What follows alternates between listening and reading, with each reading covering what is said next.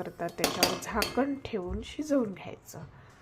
अशा प्रकारे आपण झाकण ठेवलेलं आहे आणि 10 मिनिटं हा हलवा आपण शिजू देऊयात आणि मग बघूया। तुम्ही बघू शकता अशा प्रकारे आपला हलवा शिजत आहे।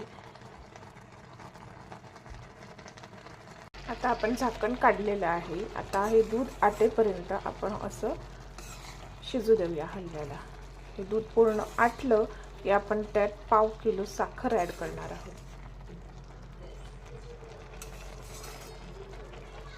बघा किती सुंदर दिसतोय, किती सुंदर कलर आलाय। हे बघा अशा प्रकारे पूर्णपणे दूध आटलेलं आहे। आता आपण याच्यामध्ये 250 ग्रॅम साखर ॲड करूया। साखर ॲड केल्याने त्याचा रंग जो आहे गाजराचा जसा होता पहिले तसाच सेम होतो। दूध टाकल्यानंतर थोडा फिका कलर होतो ना, मग साखर टाकल्यानंतर त्याला एक ग्लेज येते। त्याच्यामुळे जो पहिले ऑरेंज असा लालकट कलर होता तसा हळूहळू येईल तो कलर। साखर जशी जशी मेल्ट होईल, जसं जसं बनेल हलवा तसा तसा तो पूर्ववत रंगाचा तयार होईल।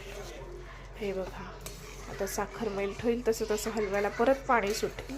आता ते पाणी आटेपर्यंत आपण शिजू देऊया हलव्याला। आपण हलव्यामध्ये वेलची पूड ॲड करूया।